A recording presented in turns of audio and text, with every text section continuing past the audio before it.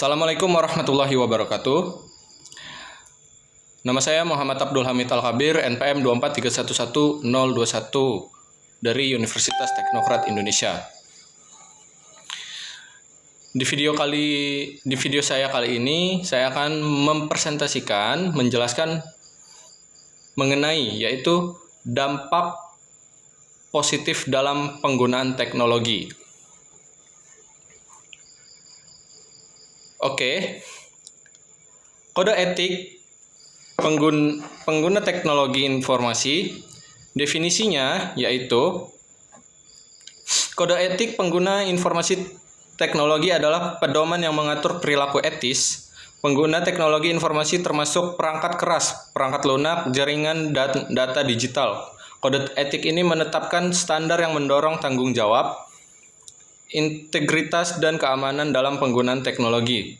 Tujuan utamanya yaitu menjamin penggunaan teknologi secara aman, etis, dan bertanggung jawab. Kemudian melindungi hak individu dan organisasi, termasuk privasi dan kerahasiaan data. Kemudian mencegah penyalahgunaan teknologi seperti hacking, penipuan digital, atau penyebaran informasi palsu. Kemudian siapa yang harus mematuhi kode etik tersebut? Yaitu pengguna teknologi individu, misalnya pengguna internet dan media sosial, profesional IT seperti programmer, analisis sistem, dan administrator jaringan, organisasi yang mengelola data atau layanan berbasis teknologi. Dan pentingnya kode etik ini yaitu memberikan pedoman yang jelas dalam mengambil keputusan terkait teknologi, meningkatkan kepercayaan antara pengguna perusahaan dan masyarakat, serta membantu mencegah pelanggaran hukum atau insiden keamanan. Kemudian, risiko dan dampak negatif jika kode etik diabaikan. Jika kode etik tidak diterapkan, beberapa risiko yang muncul antara lain kebocoran data pribadi, informasi sensitif dapat dicuri atau disalahgunakan, cyberbullying dan pelecehan online, kurangnya etika dalam komunikasi digital bisa merugikan orang lain. Kemudian, penyebaran informasi palsu atau hoax tanpa pedoman etis, informasi dapat dimanipulasi untuk kepentingan tertentu. Keamanan sistem terganggu, praktik tidak etis seperti hacking bisa merusak infrastruktur digital. Kemudian, kehilangan reputasi dan kepercayaan baik individu maupun organisasi dapat kehilangan kredibilitas.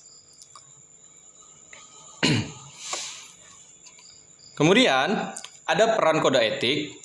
Kode etik pengguna informasi teknologi berperan dalam antara lain yaitu mencegah penyalahgunaan teknologi, misalnya pedoman yang melarang akses tidak sah terhadap data. Kemudian meningkatkan kesadaran keamanan, pengguna lebih berhati-hati dalam berbagi data atau menggunakan sistem, menjaga profesionalisme. Profesional IT mengikuti standar perilaku etis yang dalam pengembangan dan pengelolaan sistem. Contohnya, yaitu seorang administrator sistem mengikuti kode etik dengan selalu memperbarui keamanan server dan melakukan backup data secara rutin sehingga mencegah hilangnya data penting saat terjadi serangan malware. Pengguna media sosial mematuhi kode etik dengan memverifikasi informasi sebelum dibagikan sehingga mengurangi penyebaran hoaks. Kemudian ada contoh kasusnya, yaitu ada dua contoh kasus positif dan kasus negatif. Contoh kasus positif yaitu sebuah perusahaan besar menerapkan kode etik IT ketat dan melatih karyawannya tentang privasi data. Ketika ada upaya phishing dari pihak luar, karyawan mampu mengenali dan mencegah insiden kebocoran data. Kemudian kasus negatifnya yaitu sebaiknya sebuah organisasi tidak memiliki pedoman etik dalam penggunaan data. Seorang karyawan membocorkan informasi pelanggan untuk keuntungan pribadi, menyebabkan kerugian finansial dan rusaknya reputasi perusahaan. Kemudian ada manfaat kode etik, yaitu bagi individu, manfaatnya adalah membantu membuat keputusan yang aman dan etis, melindungi data pribadi dan reputasi digital. Bagi organisasi, meningkatkan keamanan dan efisiensi operasional, meminimalkan risiko hukum dan insiden keamanan. Bagi masyarakat, mendorong ekosistem digital yang sehat, aman, dan dapat dipercaya, mengurangi penyebaran informasi palsu, dan praktik tidak etis di dunia digital. Kemudian yang terakhir yaitu ada kesimpulan. Kesimpulannya itu dengan mematuhi kode etik, pengguna informasi teknologi, individu dan organisasi dapat menggunakan teknologi secara aman, bertanggung jawab dan etis. Ini tidak hanya melindungi data dan reputasi, tetapi juga membangun kepercayaan dan integritas di dunia digital.